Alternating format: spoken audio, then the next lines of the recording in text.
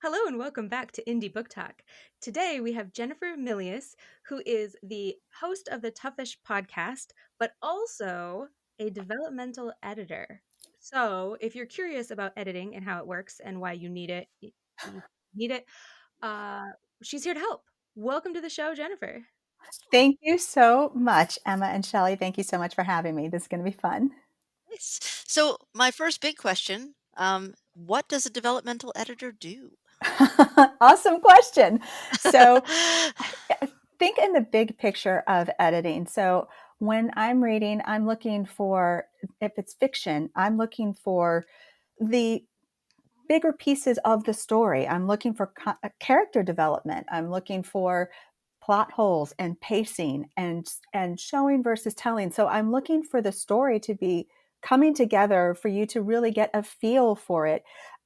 When I'm writing feedback, I'm telling telling that writer, hey, this character is strong, but I'm not seeing enough of them here, or I'm not seeing a balance of these characters, or we have a character and I'm not sure why they're there anymore. Do we need them or can we get rid of them, type of thing? When it's nonfiction, I'm reading for messaging because that reader has picked up the book to solve a problem in some way. So they're looking for some kind of transformation, even if it's a mindset shift of, oh, I didn't think of it this way, or some kind of action or something that they see themselves in and say, I'm not alone. They're Mhm. looking for some kind of solution. So I'm reading for, again, pacing and such, and the storytelling, but I'm also looking for the transformation and the message. And are you connecting to the reader you say you want to connect with? Great. And how does one become a developmental editor? What's your background that brought you here? So I have been somebody who likes writing all along. I was the kid who would sit at, especially in college, I'd open up the dictionary right beside me to write a paper, and I would just find a word, a random word, decide to put it in a paper because that seemed like a good idea and it was going to work in my paper after I figured out what it was. I was the kid who would write a paper about an hour before to go to class, and then my professors were like, "This is well done." Like, please do not reward this behavior in me right now. But my undergrad was journalism with an emphasis in PR. I have a master's in business. And throughout my corporate career of 20 years, I was typically working on communication messaging, some kind of helping people to help them to go from where they were to where they wanted to be. And a lot of that came into messaging. How were we connecting to those individuals and how were we helping them get to wherever that change, that end result was? So that writing was always coming into play, but it was technical sometimes in nature, nonfiction in that way, relatively speaking, because it's the corporate space. But in this current world, I basically started out as a beta reader, and apparently not a very good one, because instead of just offering simple feedback of saying, hey, this is great, or hey, I'm confused, I started really dissecting and giving more structure and more content back. And so the first person I did this with was a friend, and she ultimately became a client. And when I remember reading one time going, can we get rid of this one character? She, it's just, I don't feel we need her. This is why. And she goes, Jen, she's the main character. I'm like, then we need some work because I'm not feeling it. So instead of saying, That's oh, harsh. let's, I'm like, I wasn't trying to, I love this story, but this character. You mean but, Harry Potter? Yeah, get rid of Harry Potter. It'd be a better book. but I Can this looked be at the it like, Hermione Granger show? but I looked at it like, instead of saying, okay, well, what do I do with that? Let's sit and talk about it. And wanted to be a part of the solution. I don't think it's ever fair to drop a problem or something and then say, okay, figure that out. No, you don't do that. So it became fun to solve a problem, basically. How do we do this? And the feedback, it really became more show this character, build this out, show their feelings, show versus tell. And it became a lot more of that coming into play. And in doing so, you could feel the character shift and the character became more dimensional because of that. And that became more fun. And so my friend ultimately becoming the client, she would joke because she said, well, here's the next set for the beta readers. I'm like, I don't really like beta. Beta sounds blasé. There's beta fish. I can be like a fish and you can give me food. So the chapter's food, give me more food. And so we would sit there and just play around with it and have a good time. But ultimately she was like, you're kind of like one tough fish because Mm. you give me the best feedback, but you also help me to really strengthen my writing as a result of it. And I told her that I really want you to be successful. I want you to succeed. And so then it became, hey, would you look at the next book? Hey, would you look at the next book? And now we joke because we live relatively close to each other that people don't want to come by our Panera conversations or Kava conversations because it's like, what if without the context, what are you two talking about? That seems a little, what are you doing to that character? Type of thing. So it's fun. It's Those are the become a most joy. fun to listen in on. Those are great, especially if it's a murder mystery. See, exactly. And we affectionately tease about, now what was in your search history? Is that still okay there? So, but So, basically, as I was just no, going go to ahead. say, so that basically, it was a part that just kept evolving. In my master's program, we had to turn in a paper that out of a cohort of 5 people, the teacher said, one paper, one voice, one grade. So when my team and I got together, everyone said, well, I can write and I can research. Yeah, on organizing. No one said editing. And I was like, I can do all of that, but don't touch it when I'm done because it's a lot of work to take those voices and really blend them and structure them so it felt authentic, but it was a lot of pressure too. Mm. And I thrived in that. It was fun. It was really such a neat experience. So it was always an underpinning of what I did. So after you do the developmental editing, do you also then do a line editing, or is that completely outside of the realm of what you work on? Like I for grammar and that type of thing? I don't necessarily look for like copy and proof. I'm not going into the, hey, we need a comma here. There are times when I see it and I will fix it, but I recognize that the type of editing that I'm doing, the author is probably going to be rewriting pieces. So Right. my change in that particular piece it's not going to matter really, but sometimes I need it for clarity to make sure I'm following along or maybe to show something that needs to happen. But I will go in when I see, so a line edit when I think of that is, let's look at the voice and the word and the word choices that are going on. And like very mad, there's a lot of other ways to say that with one word instead of 2 words. So I will look at those type of things and I'll make recommendations to strengthen the writing. Hmm. And there are times when I run along the comment section. So I will comment literally inside each paragraph, each chapter, scene, and make notes. And there are times when I'm like, suggest something more like, what do you think about this? Or what else are they doing here? And I'll ask them prompting questions to show this is more of what let's round this out. Let's fill this out more Hmm. to add some dimension or to slow the pace or to quicken the pace. Let's make some adjustments here. How do you make sure that you maintain the author's voice and vision as you're making what sounds like sometimes large changes to the manuscript that they're giving you? So the first thing that I do is offer a Zoom chat. If someone wants to work together, I think it's important that we click. I want that person Hmm. to feel like they know they have somebody in their corner. And I want to feel really excited and connected to their project. So the first thing I do is suggest, hey, let's do a consult. And in the consult, it has an intake form where you can tell me about your book, tell me about where you are. But during the call, that author comes alive when they start talking about that book. And so I'll ask them, tell me about it. And I'll add other notes to what I'm already thinking and feeling as I'm listening to them and get them to push a little bit further. Or if I can tell that the reader's not that clear, I'll push a little bit more and say, now tell me more. Because right now, this feels like it's this broad. And we need to narrow this down a little bit more so that this person knows that it's for them. So how might we do this? Talk to me more. If it feels good, then I will offer a sample edit so that they can actually see what I do and how I do it, because every editor it does something different, and you want to be able to receive the feedback from that person. Truly, you really want to feel like just because we click this way doesn't necessarily mean that when you get that feedback, you go, oh, great. Or you might say, that's really not what I needed. I thought that's what I needed. And maybe I do, but I can't take it from that person.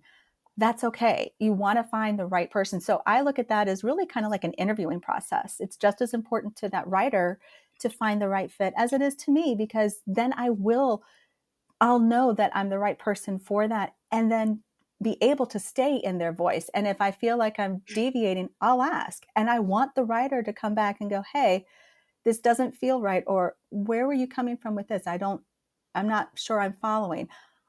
We want that conversation.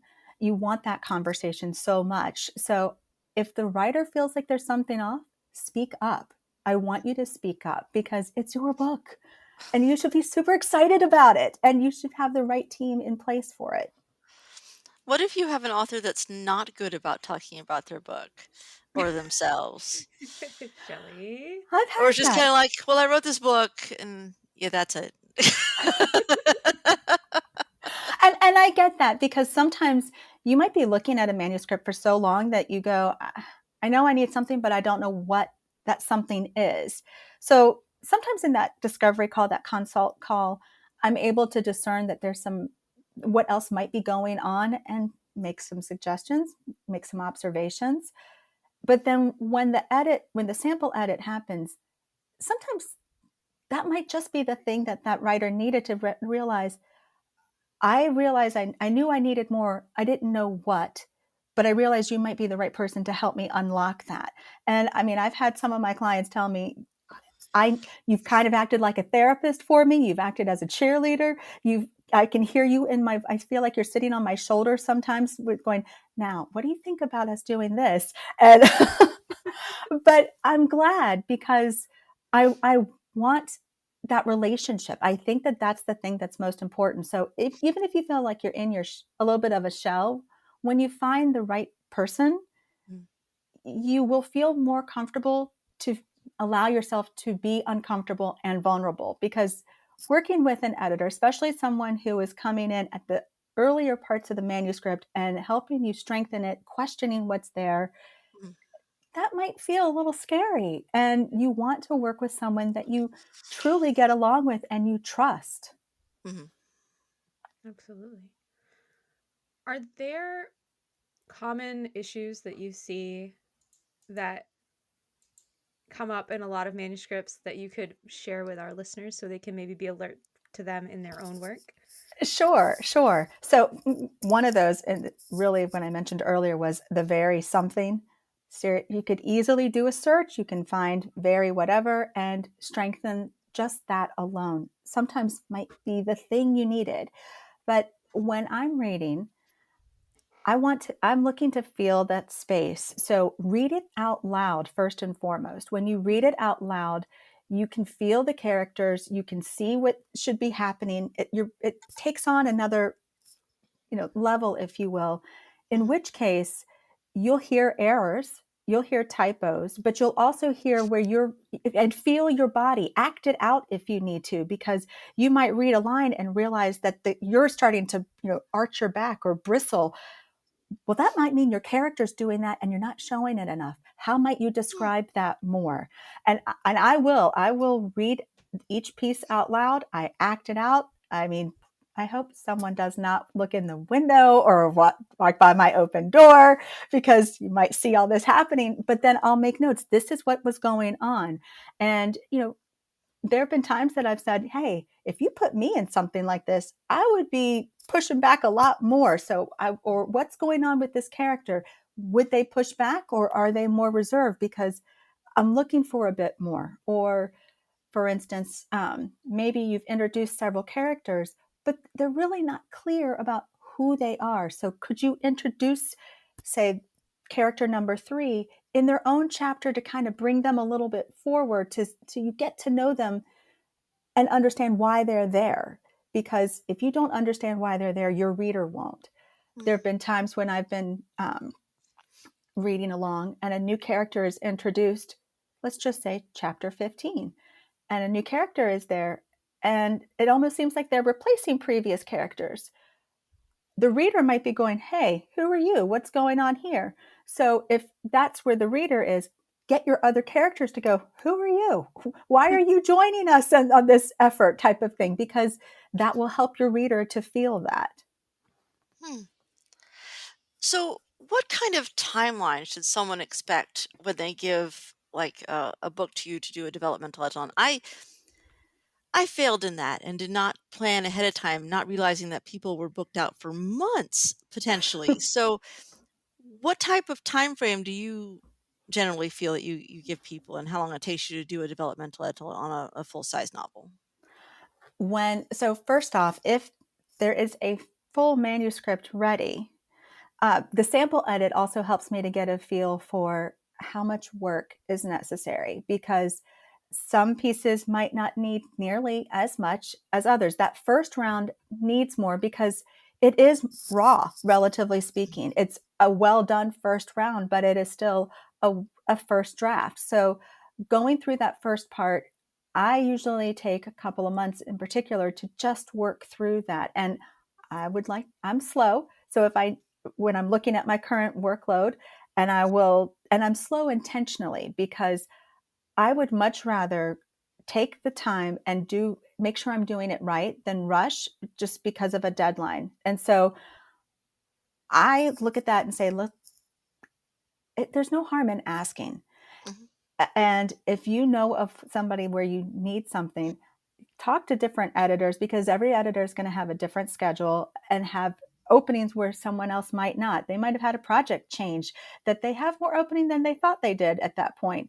mhm, But at least when you know you have an idea about when you want to get on the calendar, have the conversation, start early and say, hey, I think I'm going to have a first round available in a few months. Do you have some availability, or can we talk about it then? But if you're able to interview your authors or your editors on the earlier side, mhm, then when you're ready to start, it doesn't feel as intimidating, because you've already secured, you've already done the work, and then you can work out together what timing is needed for that.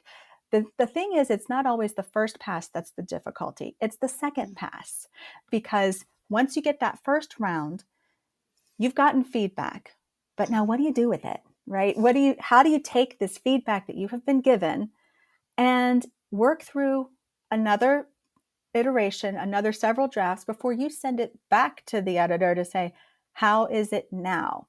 mhm, And and that's the part that's difficult to gauge, because it's really contingent on the writer, their calendar, what's going on, how the writing is flowing for them. mhm. But when you set a timeline that seems reasonable for what you feel you can accomplish, start those conversations as early as you can. There's no harm in that. If they're able to do something sooner, they'll tell you. But we're Great. looking definitely at months of working Oh, on the yeah. novel. You're not going Oh, to give it yeah. to them and have them send it back to you in a month. Right. This is not like track changes, except this, just be able to accept all track changes as these are the edits and we're done. This is not that kind of an edit.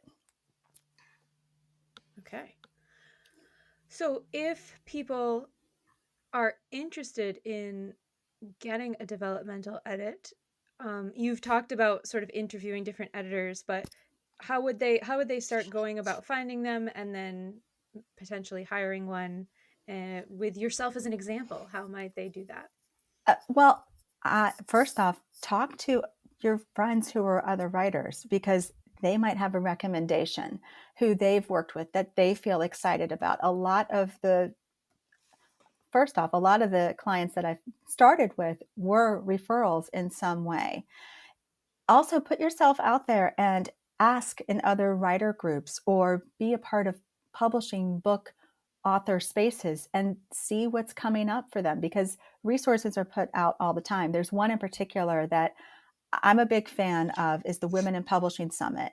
And they do a beautiful job with their virtual summit, but they also share resources periodically of, here are editors, or here are book cover designers, or formatters, all different ways of the different facets of bringing a book to life and into the market, and continuing that path of, now it's in the market and now what. They do a wonderful job of pulling information together. So even looking at hubs like that would be helpful. I've just Awesome. bookmarked it. I hadn't heard of it before. They are Oh, phenomenal. I, I, they're I great. speak Yeah. very highly of them because I genuinely think their work is just beautiful. The summit is a great experience. Just saying it. Great. Yeah. Yeah. I did the 2 day, they did like a 2 day intensive. Basically, it was training all day that you could drop in and out of. And there was some really valuable stuff about distribution and getting your book into libraries and all kinds of things like that, that really Wow. valuable. Great. Yeah. Um, and some of it's paid and some of it's free, and it just depends on what level you want to engage with. But yeah, they're very cool. Um, So, Jen, what if they want to find you? How can we yeah. find you out there on the internet? Well, my website is jennifermilius.com. I'm in social. Predominantly, I really like to hang out in Instagram at author Jennifer Milius. And I'm also have a presence in LinkedIn. So that's another way. But reaching, just book a call, book a consult, whether it's through the website or even sending me a note saying, I heard you on the show and could we talk? That's great. Then when you do that, say that Emma and Shelley sent you. So Yay. Yeah. You won't get any special perks or anything, but it's But it'll make us happy. it'll make us happy. Also, another thing that would make us happy is if you went and listened to Jennifer's show. This is a slightly selfish plug because I was in fact on her show a couple of weeks ago, and so you can go back and listen to that recording about writing about hard things. And you should totally listen because there's some really awesome, I'm not just saying this because I was a guest, but there's some really awesome guests on there who talk in depth about the work that they're doing and how they solve writing problems and all kinds of exciting things like that. So go check that out when you're done with this. And then, do the whole like, share, and subscribe of both podcasts, and you'll have done your good deed for the day. Everyone will be happy. thank Excellent. you. Thank you for that. Thanks. Thank you for being on the show, Jen. We really appreciate it. My pleasure. This has been fun. Thank you both for having me.